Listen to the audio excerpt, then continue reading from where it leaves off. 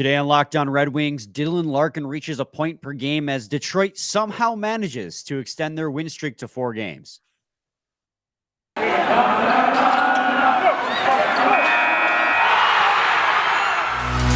You're Locked On Red Wings, your daily podcast on the Detroit Red Wings, part of the Locked On Podcast Network, your team every day.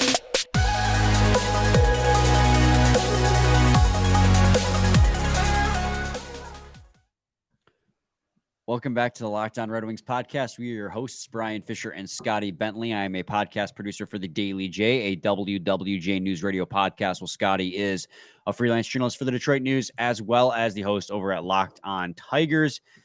And I don't even know where to begin with this one, Scotty. It is 12:40 in the morning. We just finished watching the Red Wings beat the Edmonton Oilers 5-4 in a shootout to extend their win streak to 4 games. But this has got to be, I guess this is where we'll start. And I don't want to start with a negative, but this has to be one of the most undeserved 2 points this team has ever gotten. I'll say this. I don't know if undeserved is like a phrase, but that we should be using in a win, just because like wins are very difficult in the National Hockey League, and like they're all deserved. But one of the most I'm laughing. Outplayed, like one of the most you got outplayed and still got a victory games we've had all year. And look, I'm amped. Let's roll, dude. It's almost 1 a.m. I am tired as heck. That's a dub. We'll take it. What is that? 4 straight? I don't even care. We'll take it, baby. We'll take it. You didn't just get outplayed. You got outright dominated in this game. Yeah, no, in every up. metric. Like at one point, I think was it 3-1 at one point, and we had like 11 shots or something, and they had like 26, 25. I think you had like 4 shots in the third period. It's just, I mean, let's just get this out of the way first, because it's hilarious how that's a dub, baby. That's a dub. Listen, the Oilers outshot you 45-23. They won the face-off battle, and then when you look at the Corsi for percentage, man, Scotty, it was a total of 72.63% in favor of the Oilers throughout the game. 74%, 72%, 70% through the first 3 periods, not including overtime, and then the expected goals for was even worse, a 76.8% across the entire game, 74, 86, 66. The Oilers caved you in on shots and quality shots the entire game. But God bless Jack Campbell and the poor goaltending that the Red Wings have been facing these last 3 games. That you put 4 goals behind Jack Campbell on 14 shots in the first 2 periods? Yeah.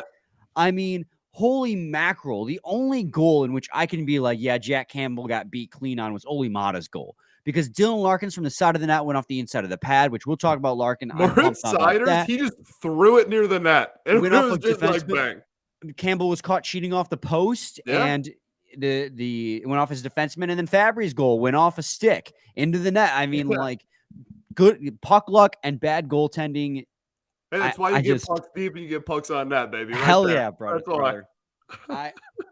I just, hey man, like we're having a great time. That's a dub, that's a dub. But we would not be doing our jobs if we did not relay the fact that the Wings got heavily outplayed. And if you watch the game, that was not a secret. No, like absolutely that was not. Pretty blatant. It was pretty blatant for a majority of the game. I don't know if it was a 60-minute long, domination, but it was certainly close. It was pretty heavly outplayed you for a majority of that game.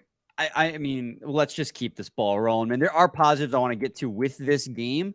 But like first, I mean, this is just hilarious. It's just downright hilarious. Look at this Corsi for heat map, essentially, is what this is, where it just shows you the overall Corsi for percentage, which way it leaned throughout the game. And you can see how there was pretty much never a bump in the Red Wings direction. It was even through the first 5 minutes, and then it just went straight linear line towards the Oilers for the rest of the game. Yeah. I mean, there's so many visual cues we can use to emphasize how I this is mean, one of our dude. favorites, obviously. So this, Hold on, I'll pull it oh, back you up. took it away. No. Here you go. Here you go. I keep going. So Keep the thing talking. with the heat map in this game is the shot attempt scale at the bottom is different for every game based on how many shot attempts there are, right? So this doesn't look well. I mean, it doesn't look good actually, even no matter how, no matter what the scale is. But you also have to consider that that the dark red is 5.5 almost shot attempts in the dark blue for the wing side. I don't know how you go 60 minutes on the offensive side for us without any shot attempts in that left like point. I don't Yeah. know how or slot. I don't know how that's possible. Yeah. Like Yeah. how do you do that? How do you not get a single shot off on the left side in front of the net? Like I don't know how that's even possible for a team to do, especially in a victory. And then on the other side, I mean, the entire from the face-off circle in from like every area of the ice is multiple attempts.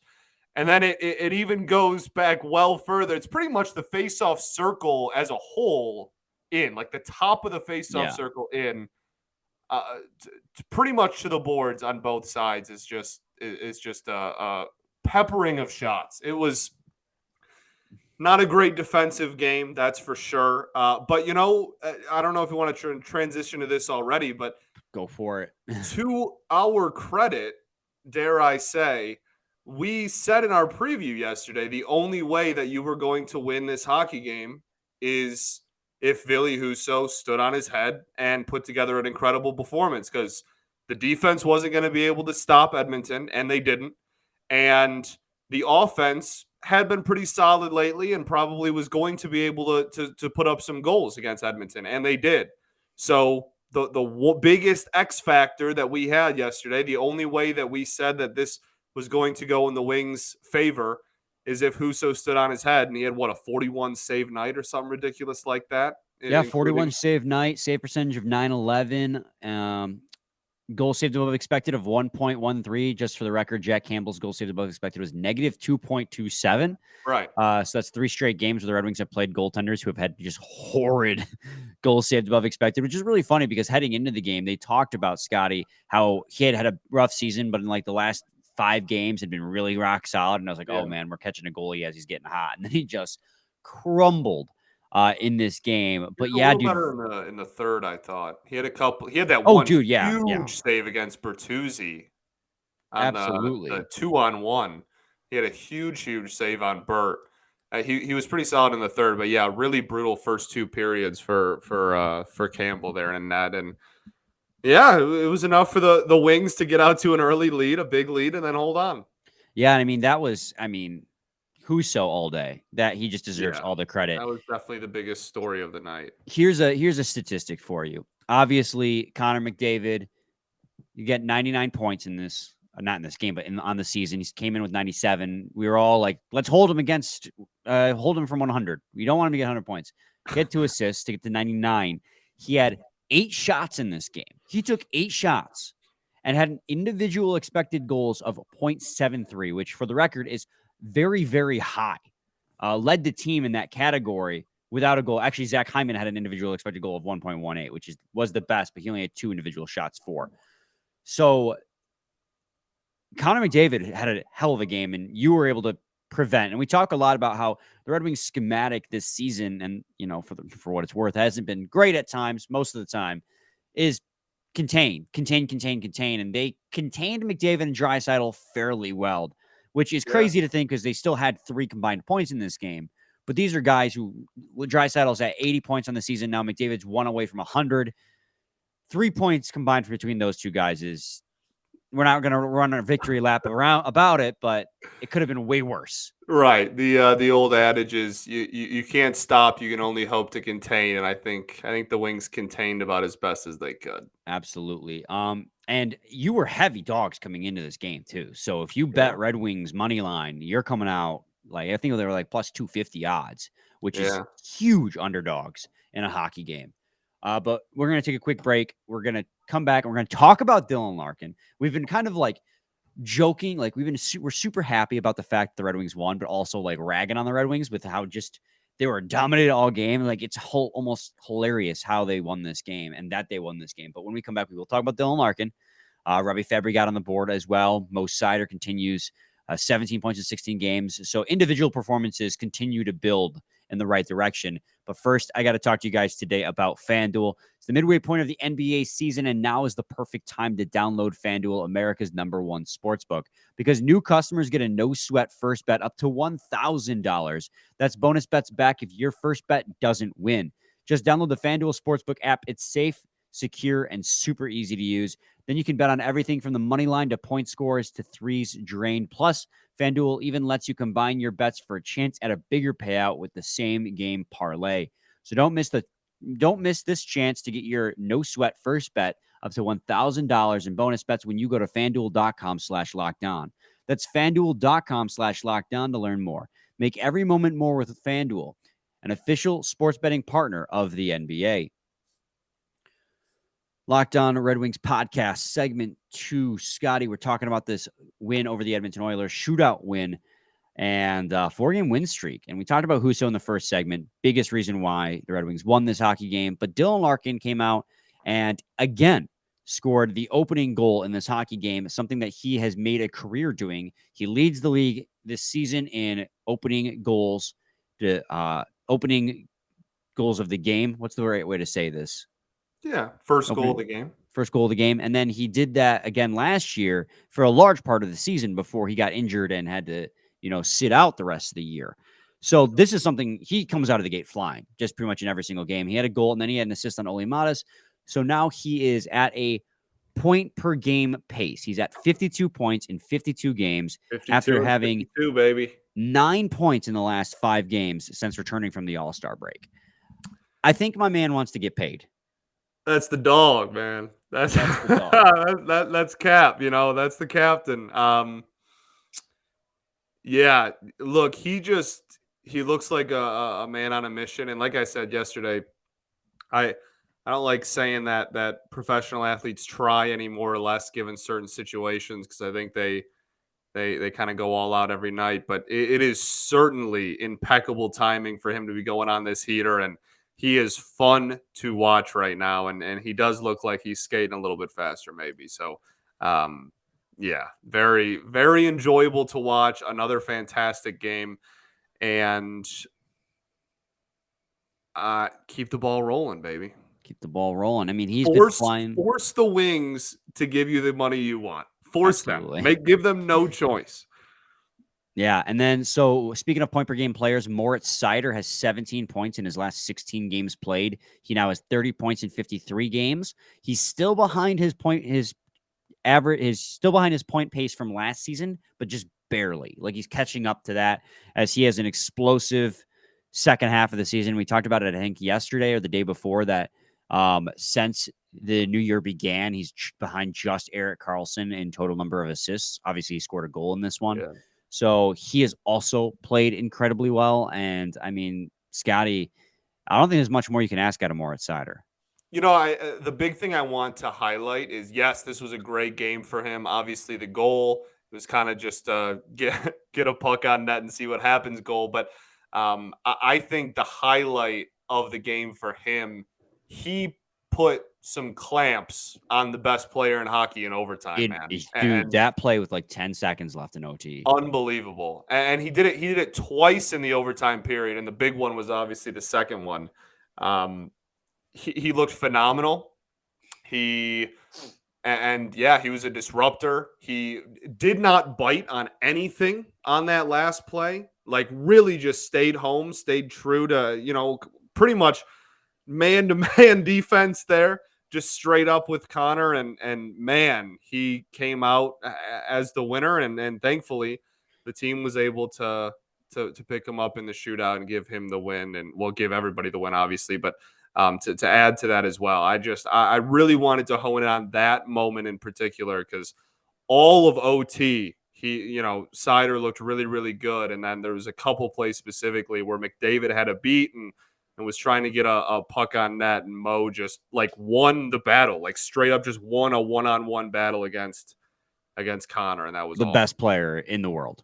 Yeah. I mean, yeah, Seider looked really good in this game. And for what it's worth, Hronek made a really big defensive play in overtime, and so did Rasmussen. Rasmussen, who got stonewalled on his power play, came all the way back down and made a huge stop right at the end. So some really good – that was probably one of the more entertaining overtimes that I've seen recently, in that, like, teams were taking risks.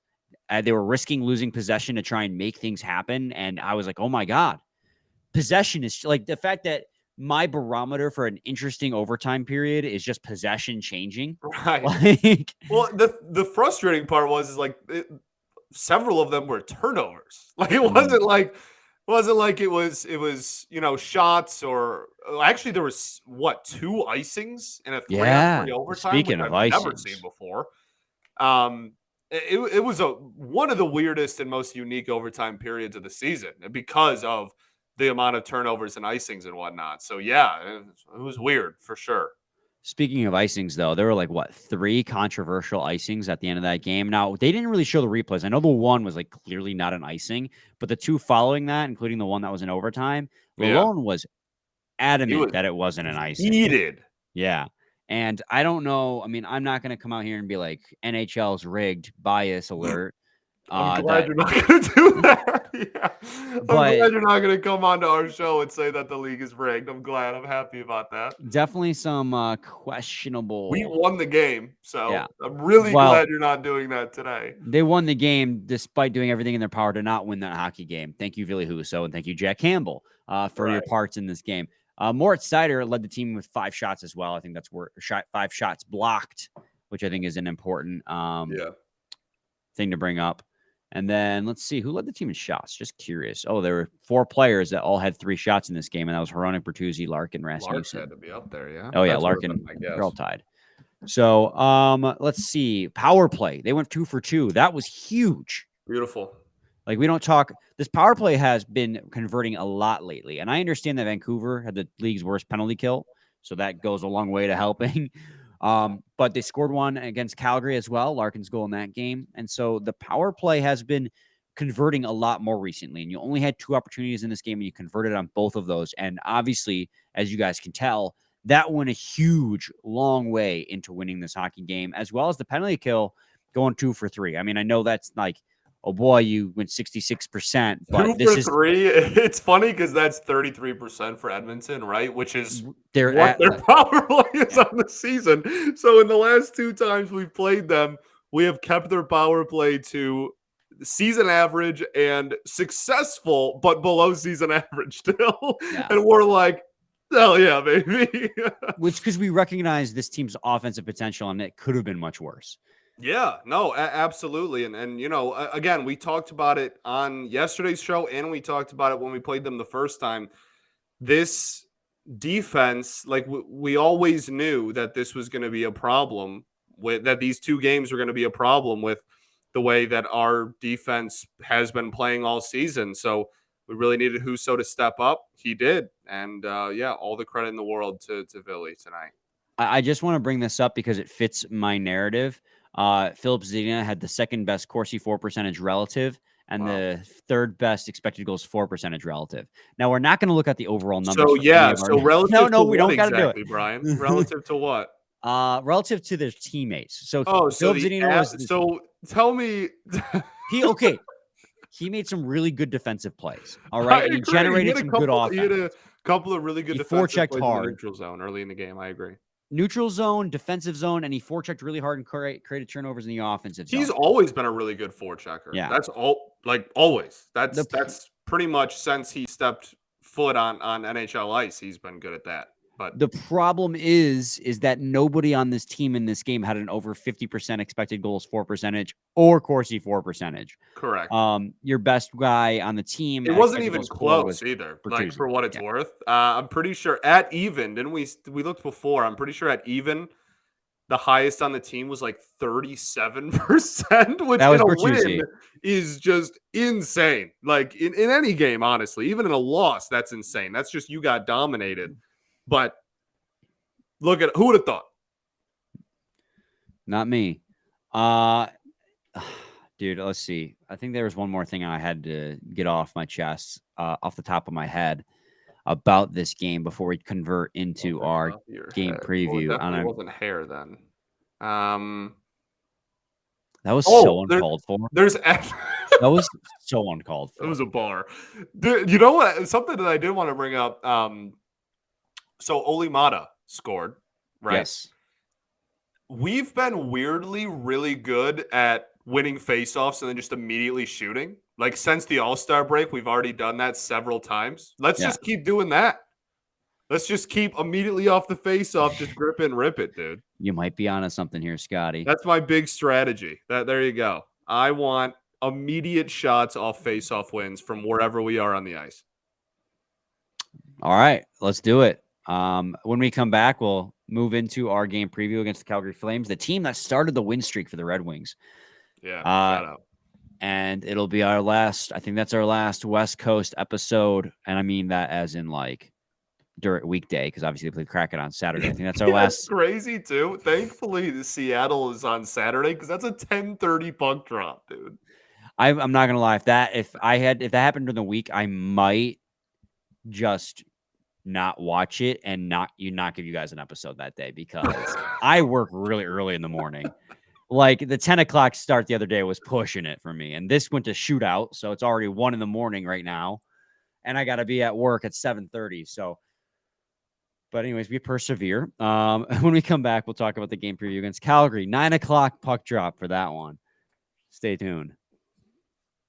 Segment 3, Locked On Red Wings podcast. We are off the rails this evening, man. You feel that vibe? I feel like we have just lost cap and pressure. Dude, the boys are buzzing after a win, and it's 1 a.m. That's like, all I got to say. 4 points out of a playoff spot now? At what point do we believe, in the hunt? Are we in the hunt? Oh, we're in the hunt. That's all that matters to me. Don't look at strength of schedule. But we're in the hunt. Please don't do that to yourself. Just be happy about where we're at. The Red Wings... Did the Buffalo Sabres win today?